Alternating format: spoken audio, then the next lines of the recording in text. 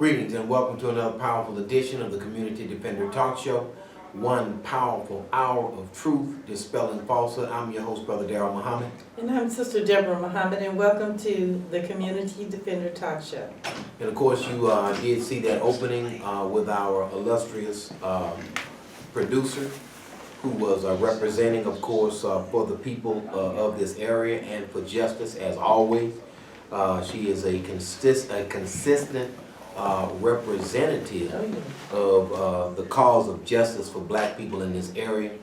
And the thing about her and her life is that she has sought to do some good. She has sought to work in the greatest of all causes, and that is justice for the black man and woman in America.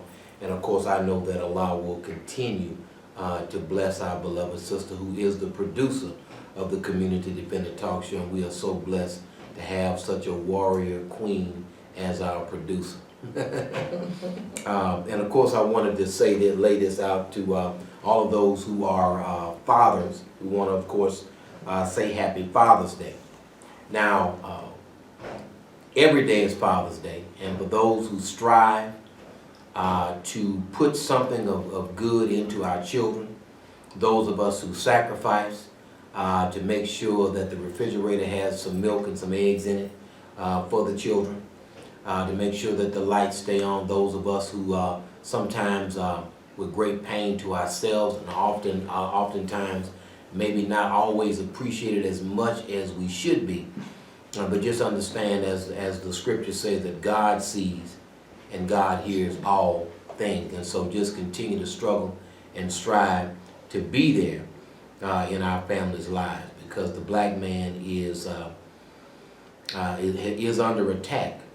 And I want to say this to the black woman: don't let situations and circumstances cause you to go for the okie doke of being separated from your black man, which means being separated from that black father that is so necessary. That wonderful black mother and black father go hand in hand. So I wanted to lay that out there right quick. We're going to be speaking on the topic, Sister Deborah, of they are showing their hand. The they is a plural pronoun, but we're going to break it all the way down such that there's no ambiguity, okay? White folks are the they. White America is the they. And they are showing their hand. The election of Donald Trump and open races lets you know that white America is showing its hand. It's not a question of how these people are rolling. We don't have to be confused. That's right. Now, I understand that there are a few so-called liberals or moderates here and there throughout the country, but 70% of the white electorate is racist. Just straight up. I mean, if you voted for Donald Trump, you're racist. And the bottom line of it is, if you voted for Donald Trump and you're black, you're a straight up Tom. It's just what it is. So clear lines of distinction have to be drawn. All of this ambiguity of, well, can't somebody black have a difference of opinion? I mean, why do we jump on preachers who have a difference of opinion? No, when you advocate for the enemy of our people, when you advocate for policies which are detrimental to our people from a cause and effect understanding, you are in fact a Tom. You understand? And when you buck jump and buck dance and you scratch where you don't itch and you laugh at things that are not funny so that you can get along with white folks, you are in fact selling your soul for what the Honorable Elijah Muhammad called a mess of porridge. And that's just what you're doing. Of course, we are grateful to Almighty God Allah that He has seen fit to bring our beloved brother and friend back from the holy city of Mecca. Yes. The Honorable Louis Farrakhan, where he was received by the Muslim world as a head of state, representing all of our people here in America. That's right. And doing an excellent job of bringing the message of justice to all. And of course, there were millions of Muslims in the city of Mecca for Umrah and for the last days of the blessed month of Ramadan. And when I tell you, they literally were all around the Honorable Minister Louis Farrakhan. So when people say, I don't know if they're accepted in them, no, let me tell you something. The Honorable Minister Louis Farrakhan is famous throughout the earth. That's right. As a Muslim and as somebody who speaks justice. And people wonder why or how he's able to survive speaking like he speaks. And it is because, as the Holy Quran says, that I am with you. And this is what God told his prophets. He said, I am with you. I see and I hear. And that's all we have to roll with when we speak for justice, is to know that God is with us. And if we remain quiet, then when we die, we die the death of an insignificant Negro. That nobody can say anything about you. They have to make up a life that you never lived. So my thing of it is, you're going to die anyway. You might as well die for something rather than just waiting until you have a heart attack, waiting until you have a stroke. That's right. Waiting until the evil accident of time takes you out because you are too afraid to step out on faith and believe in the God that you talk about every Sunday, but yet you're scared to stand for justice. So these are just a couple of things we're going to lay out. They are showing their hand. Another black man found hanging from a tree in Mississippi. A rapper who's asleep in his car, who has the police walk up to him. They yell at him, "Don't move," and he's asleep.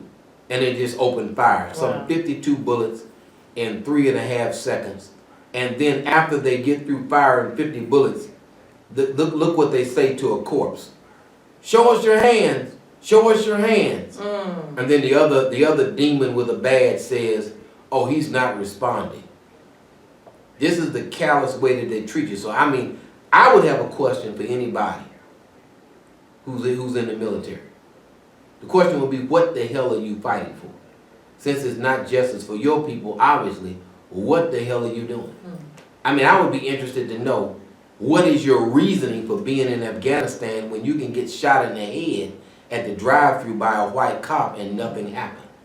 When your people do not have equal protection under the law that's supposed to be guaranteed by the 14th Amendment. What in the world are we doing? And why aren't we leveraging? The U.S. military is 20% black. 20% black. We're 13% of the population. And we're 13% of the population. But that's amazing that we are donning the uniform of a nation that has a stated policy objective, which is a matter of public record, to reduce the population of black people on the earth. So you're fighting for a nation whose stated policy objective is less of you. That does not make any sense to me. And I would be interested to hear from somebody who does that as to what is your rationale reason. Do you just need a job? What are you doing?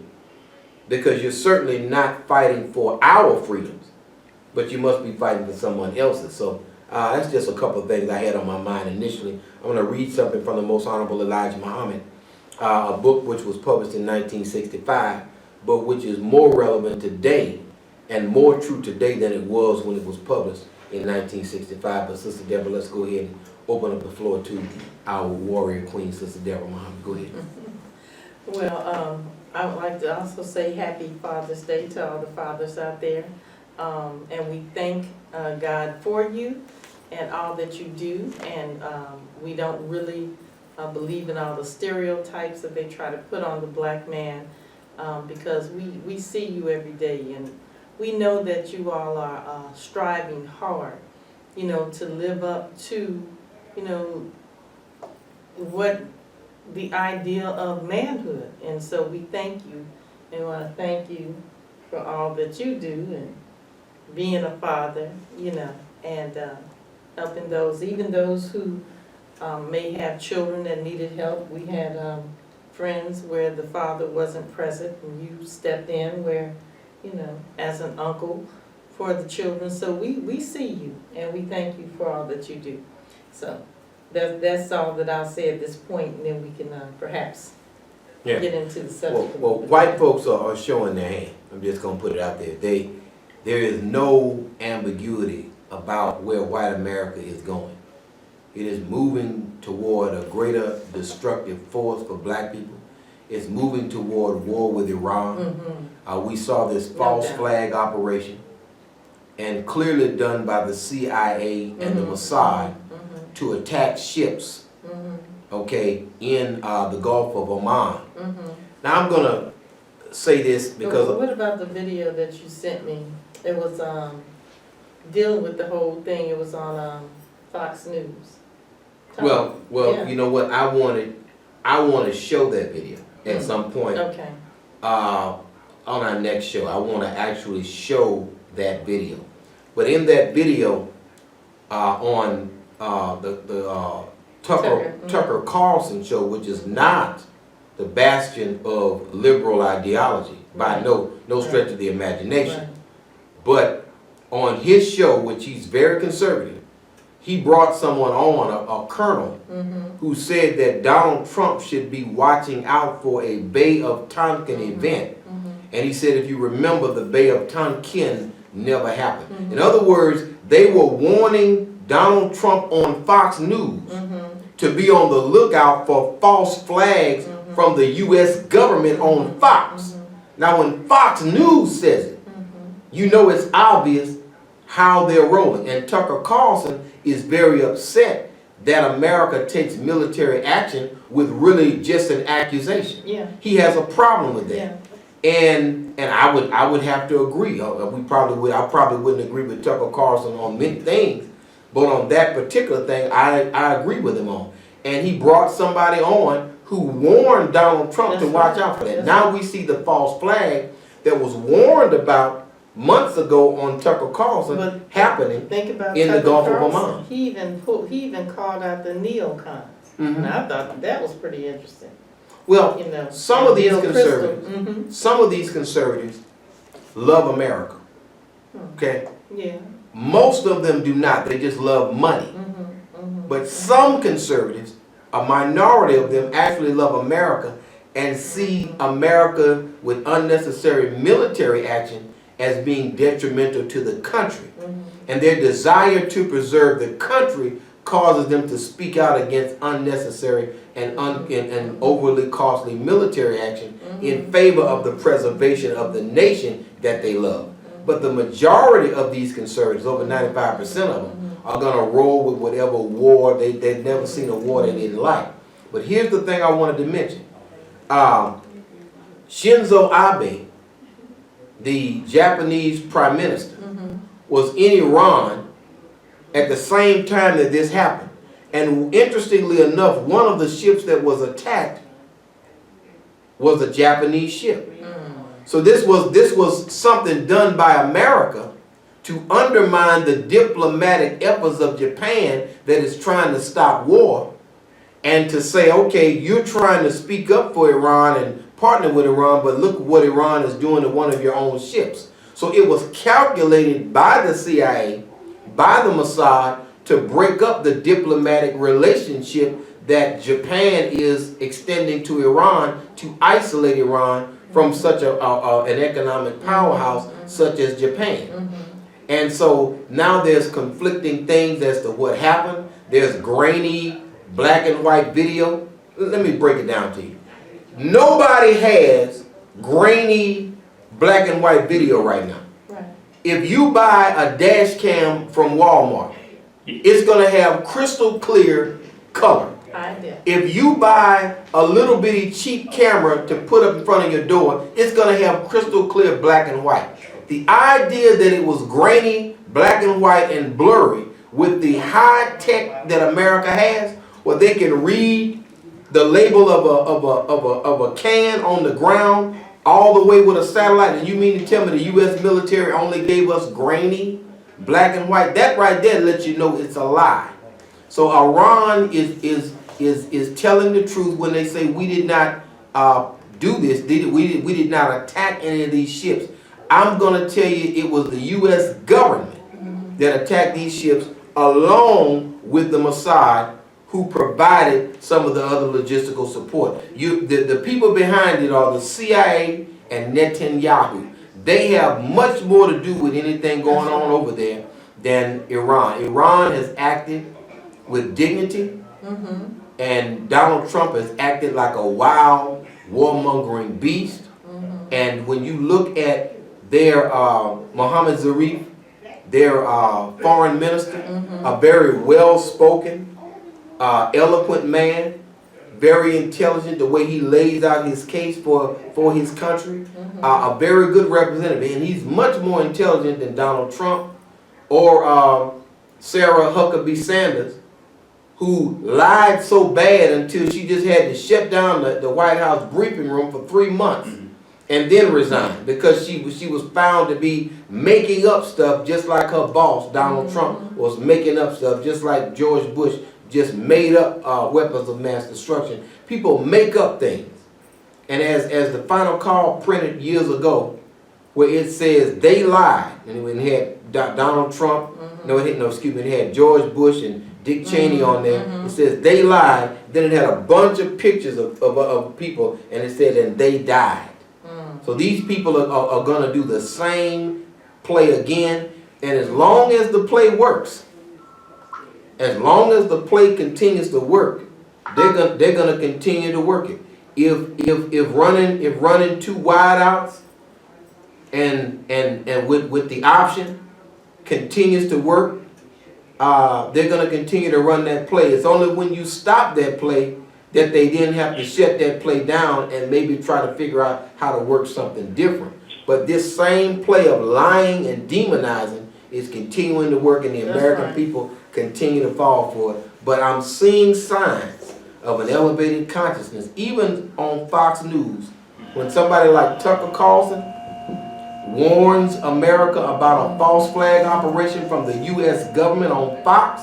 You know it's reached a level of evil where some of those people can't even take it. Go ahead and call you on there with the community defender. Yeah, good evening, Sister Deborah, and good evening, Brother Daryl, and happy Father's Day to you. Yes, sir. You as well, my brother. Yeah, well, you know, we are fathers every day. Ever since we had our firstborn, we was fathers. So, but you know, I respect what they want to do for a special day. But we fathers every day. But you know, Brother Daryl and Sister Deborah, you guys are having a very, very extensive conversation. Season on the TV, you know, and I appreciate that. You know, when George Bush was president, he created a war that wasn't. And when he created that war, you know, everybody went and voted for a second term because they said, oh, he started, let him finish. It ain't gonna never get finished, you know. And this is what I feel Donald Trump is doing, you know, is creating a war for the people to say, oh, he's tough, he's a good president, you know, so this is why we're going to war. Well, he's going to start it, they can finish it. You know, it's been seen this place, and this is the rerun to the old Republican regime.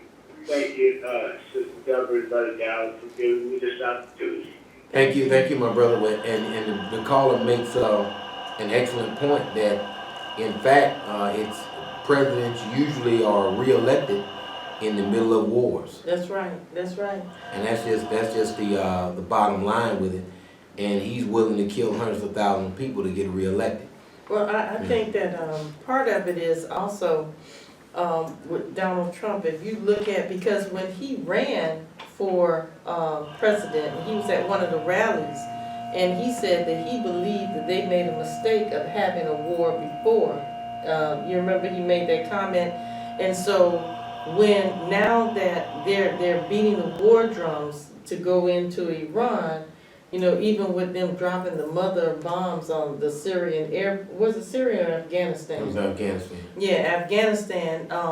So what is going on? It appears is though that the Jews or the synagogue of Satan. Let me be clear. Distinguish between the Jews and the synagogue of Satan. They want this war with Iran. I was, well, I'm not gonna go into that first, but let me just say this, that whenever, and if you remember during Bill Clinton's administration, when they wanted to go to war with Saddam Hussein, they always come up with a scenario that, if made known, could bring down their presidency. The minister said that, you know, they tried to charge Bill Clinton with high crimes and misdemeanors about the Monica Lewinsky scandal, and he said that that wasn't a high crime and misdemeanor. Now with Donald Trump, what they're trying to attack him with is that, you know, colluding with the Russians to interfere with, you know, the American elections. Whereas you said, and I just want to bring that up again, America always interferes with the elections of other nations. So this is not something that America is not guilty of. Just about, you know, in every, you know, nation that they have or they want to either go in for the mineral resources or it is a strategic, you know, location, America goes in and interferes in the elections. In Venezuela, you know, where Hugo Chavez was, they had a coup, they backed the military to get him out, and then, you know, the people that elected him, but you can go over and over and place again, where you even have where the man wrote the book, The Confessions of an Economic Hitman, that he, you know, showed where the CIA is going into other countries and toppling the governments. And so, you know, for they're using this whole thing about Russia and Donald Trump colluding with Russia as an ace up the sleeve for the neoconservative agenda, because they said that that was one of the countries that was on this quote-unquote axis of evil that they wanted to get to. So they're using this Russian collusion thing as a ace up the sleeve so that they can have a bargaining chip with Donald Trump.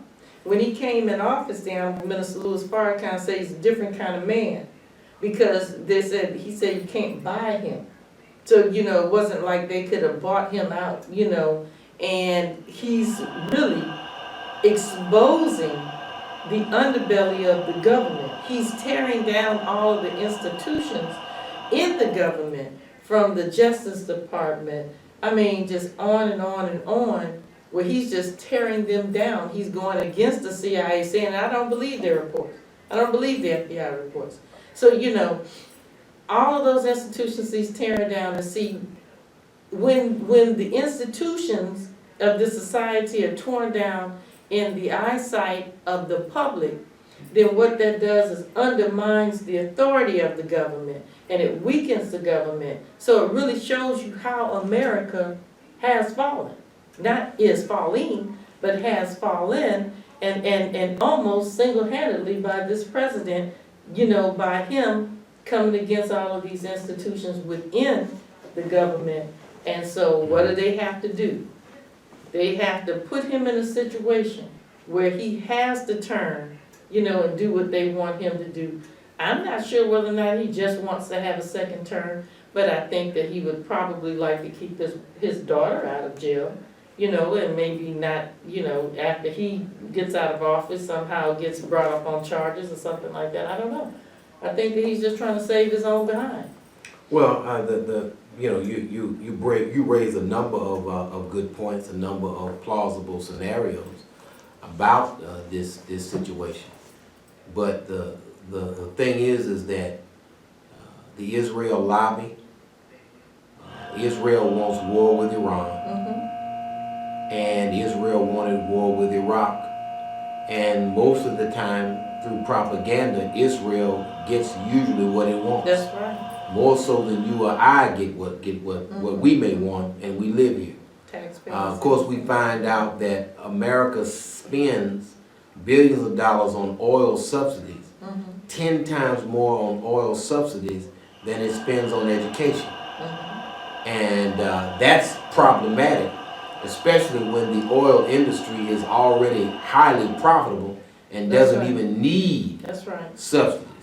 So it's interesting that there's no money for you, there's no money for education, no money for health care, and they have to cut Social Security, what they call entitlements. But you and I donate every week. It's called FICA. You see what I'm saying? They take the money out of our check for Social Security, yet they're saying it's an entitlement. Well, we pay for it.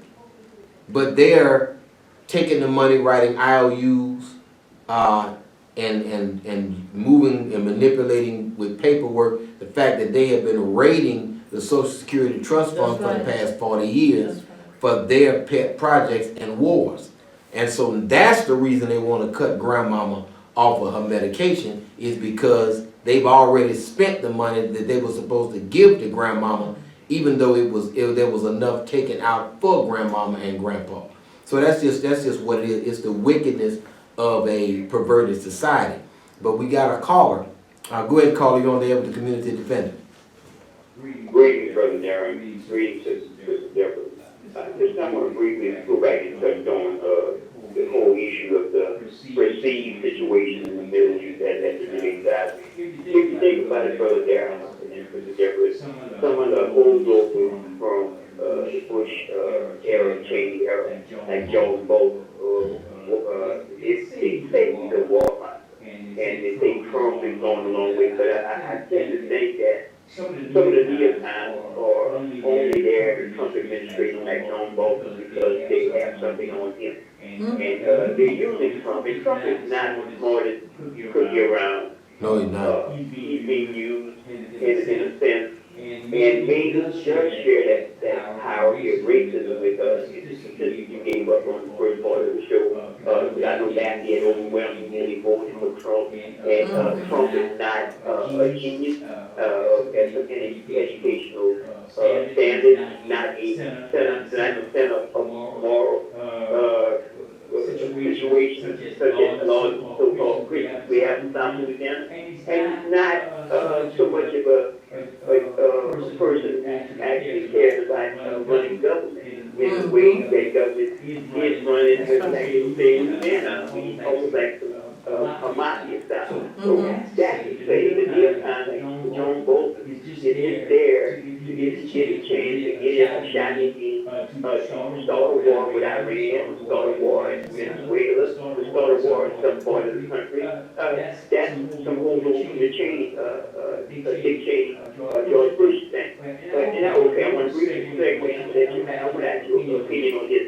Recently, with all the issue about Facebook and social media, it's been discovered that hundreds, if not thousands, of police officers are involved in secret Facebook posting dealing with racism, saying all kind of, these are closed groups, and it's been actually when the issue about Facebook came up, some of the data was investigated by several investigative organizations and started making around the 30 major people are doing stories on this. A lot of people don't want to believe that and say some fake news, but they actually have actual data about these police officers and they posting. And you would like to say the upswing, the upsurge just never stopped. And the killings of black folks was little such as the brother talked about, the rapper. So that's a chilling situation that we should all pay attention to. So I'm going to close here. Thank you guys so much. You comment on the last part of the question. Thank you so much. Well, I mean, your brother said a mouthful in that whole situation. We are in a, we're at a crossroads, and we've been at this crossroad for quite some time. And we wanted to go a certain direction, but we actually have been prevented from going in the direction that maybe our sick minds as a people would want to go, which is the direction of integration. Right.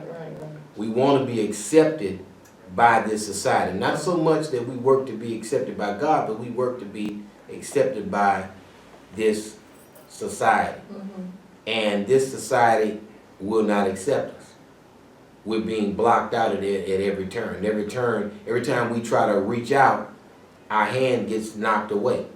So now we're being forced to go with what the Honorable Elijah Muhammad said in the 50s and 60s. We're being forced to look at it because white folk and their anger will not allow us to do anything else. if you think about it. They're not allowing us to do anything else.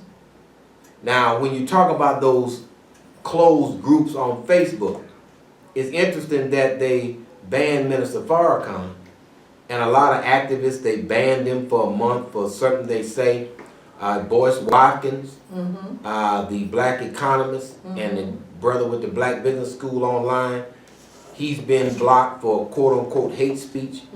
So they blocked them, but they let these racist officers spread their racism in these closed groups that thousands of other officers exchange tactics. And one officer actually said it's easier if the suspect dies, because you don't have to worry about that suspect with their compelling testimony to a jury. So when they shoot you 50 times and then yell and say, "Show me your hands," you know, I mean, really? Are you shooting to kill, or are you trying to subdue the suspect? Well, you know, when shooting to kill. When you're shooting to That's military. to make that's sure, not police. right? That's a fact.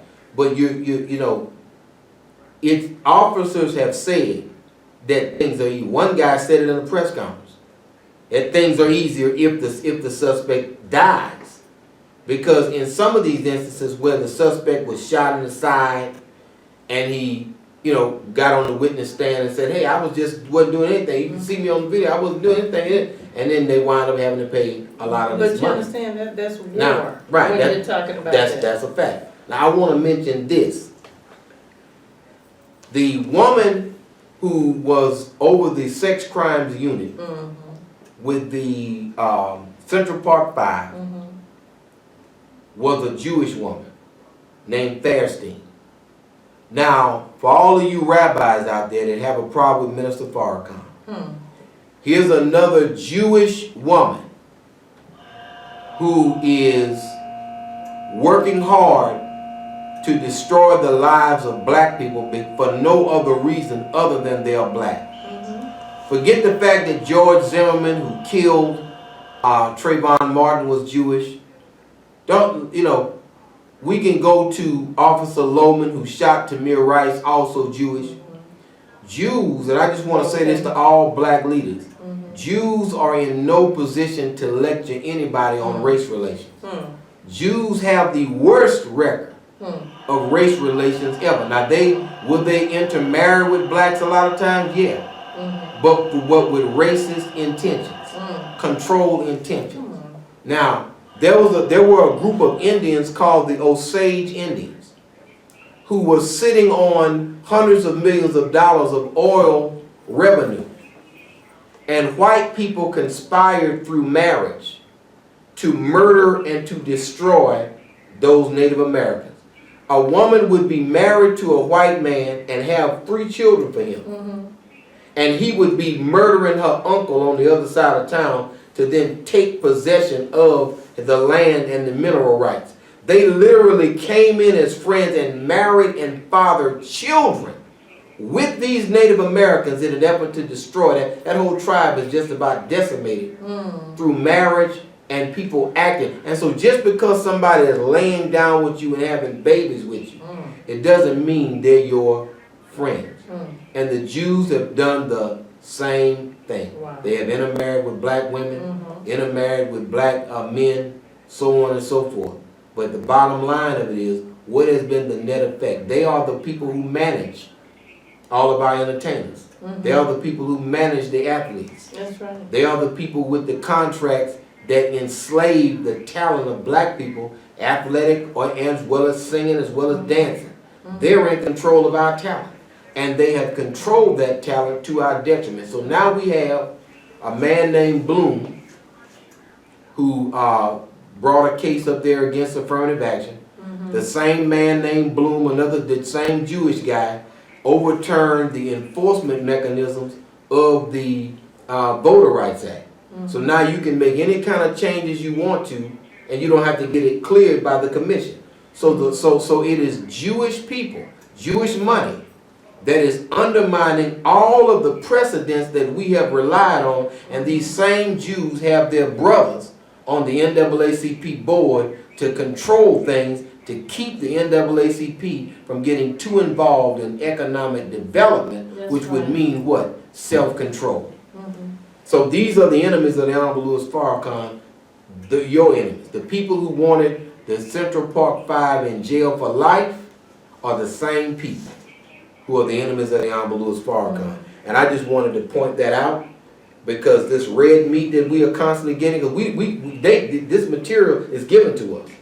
Every time they come out on us, they come out on the minister, he's a hater, he's that, and then we find out that numerous Jews, not just the fact that Jews controlled the slave trade years ago, not just the fact that Jews continued to keep us out of the labor union so we wouldn't make money, not just that the Jews were involved in the genocidal plot to keep black women from having black babies. All that aside, the Jews are working each and every day to undermine the progress and the success. And who was in the room when the idea of the war on drugs was conceived first? A man named Ehrlichman, who is a Jewish guy. He was the one in the room with Nixon and said we can target them through laws. Okay? We go to Gloria Allred, who attacked Michael Jackson. Every black man whose legacy is attacked, Gloria Allred, whose maiden name is Ehrlich, she's a Jew, is always at the forefront. So I'm laying this out here because this is a pattern. I see a pattern. And the enemies of Farrakhan are the enemies of black people. They're the same people. Yet they come to a cocktail party and say, can't you accept gays? You see? Who's promoting this gay thing? It's these same Jews. And I'm going to tell you like this. We don't need no more gay. The black community does not benefit from the LGBTQ whatever Q movement. We need black fathers in the home with these black women. We don't need gays. We need men who have a natural desire for women to be fathers of these children. We do not need effeminate men wearing dresses in the black community. That is not something that we need. We need men with bass in their voice, paying bills, handling responsibility. That's right. And working with these boys and giving self-esteem to these young women who feel rejected a lot of time by society because they didn't grow up with their father. That's what we need. LGBTQ is not the agenda for the black man. And the NAACP should be ashamed of itself at the national level for having all of these preachers on this board who know the Bible, and yet the board went with the okie doke, went with the Jews really, and endorsed gay marriage right after Barack Obama endorsed it. Everything Barack Obama did is not right. Everything the NAACP does doesn't mean that black folk have to follow it. The NAACP at the national level is funded primarily by white philanthropy, which means it does what white folk want done. We have to deal with it.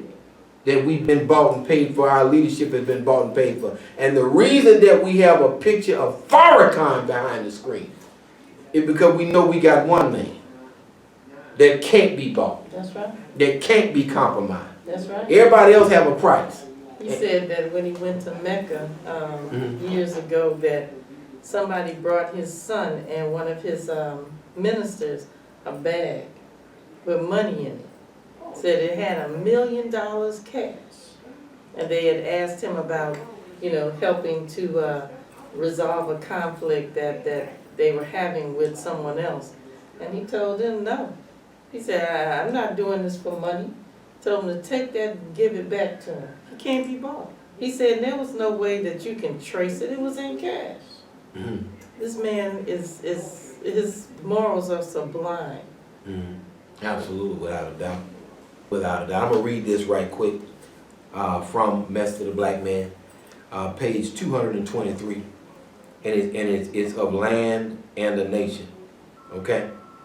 Now, I'm going to go ahead on and hold on for a second. We must understand today the importance of acquiring our own. We are no longer a mere handful of people.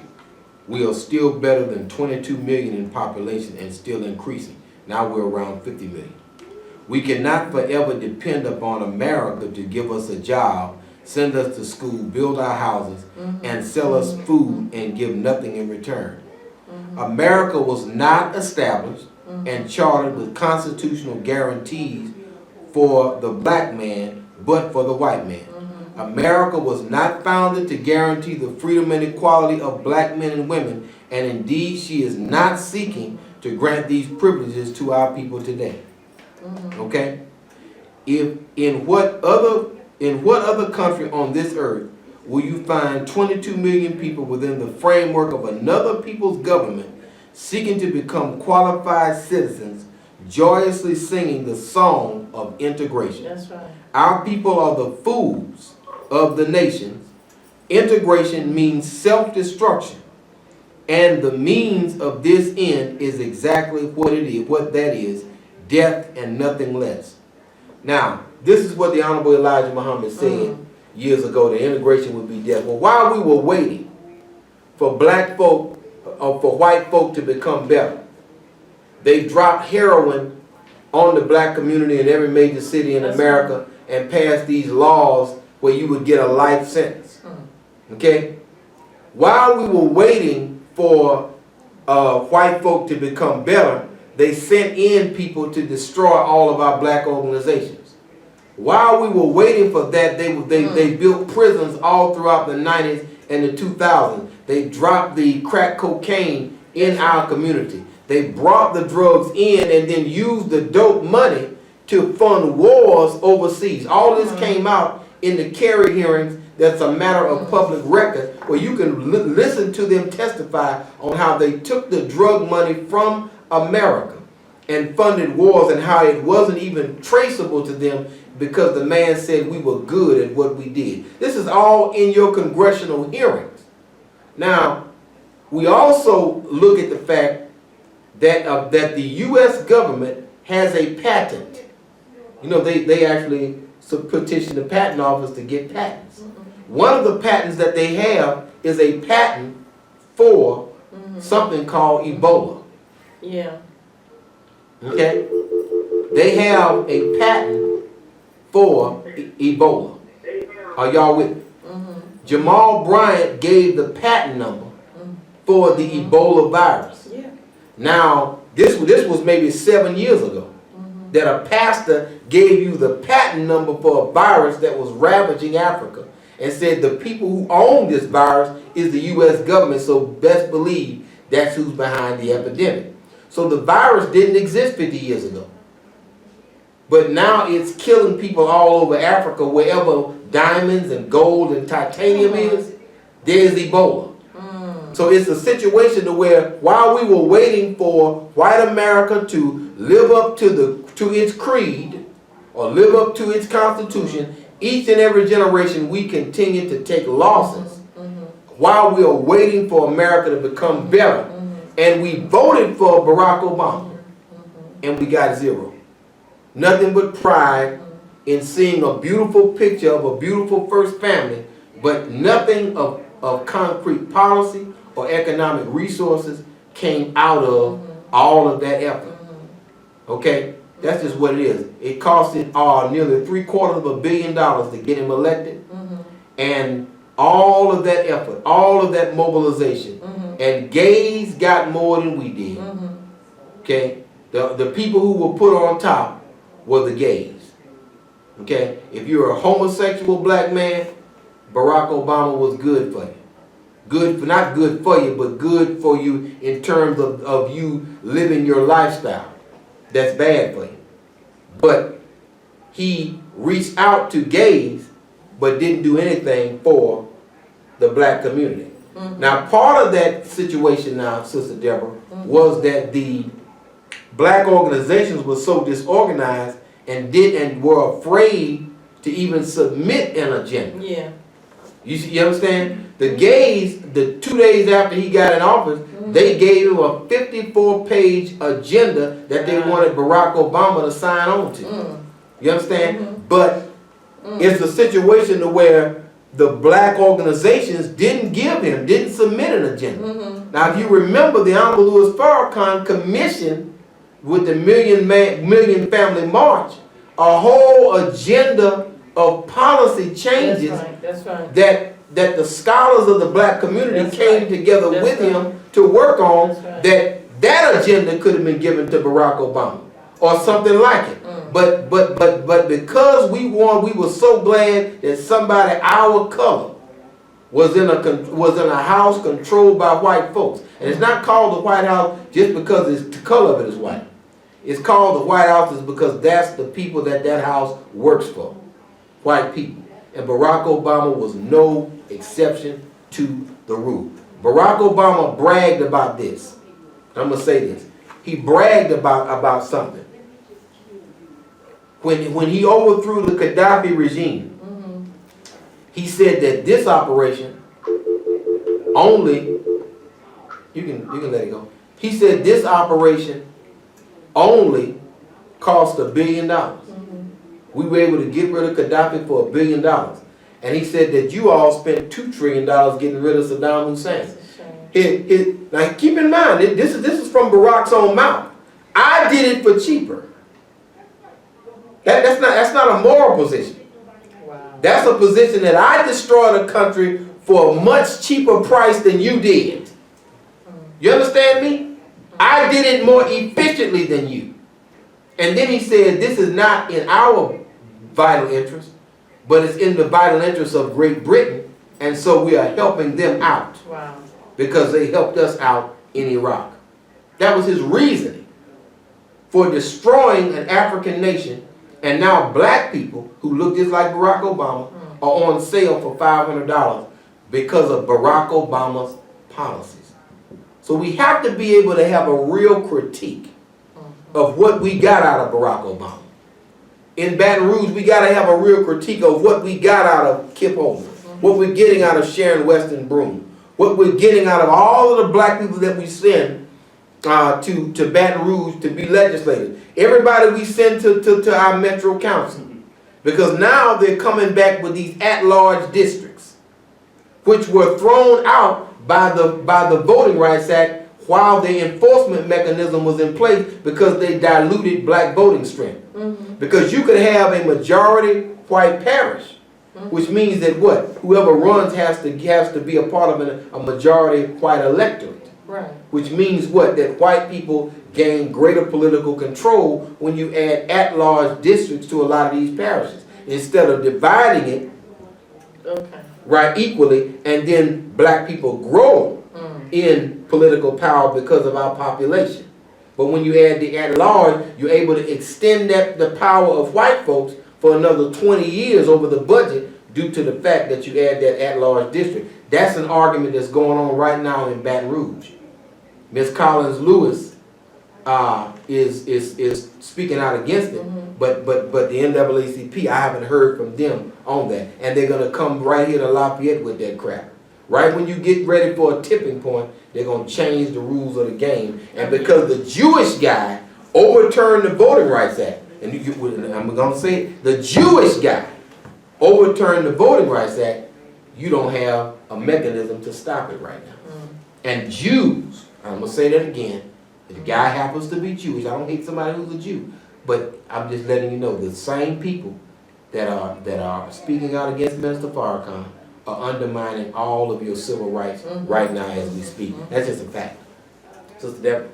I mean, enough said. I mean, the only thing that we need to be considering is what's the next step. And Most Honorable Elijah Muhammad teaches us that separation is the best and only solution to the problem that we have.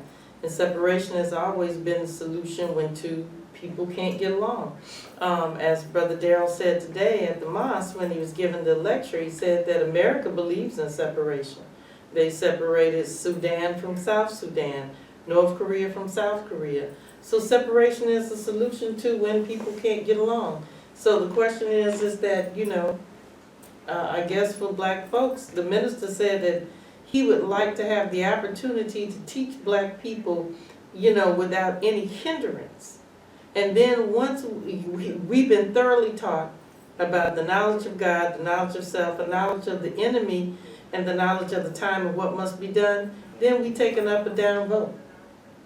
You know, you want to go, you want to stay. you know? Yeah, that's true. And of course, the Honorable Elijah Muhammad said he believed that each individual black should be able to decide whether they leave or go. But that provision should be made for anybody that wants to go or wants to divide up the territory of America to divide it. And there's nothing wrong with being a separatist. It's called divorce court. Yeah. Divorce court is all about cutting the tie with somebody you can't get along with. And that's the civil thing to do, rather than to stay there and fight and bicker. Just separate, divide the country up, and everybody go for themselves. But anyway, may Allah continue to bless everybody who's tuned in and all those who are not tuned in. As we, of course, greet you in peace. Assalamu alaikum. Come on back next time for a wonderful show where we're going to break a few more things down to our people. Remember, we love you, and we look forward to being with you again. Assalamu alaikum.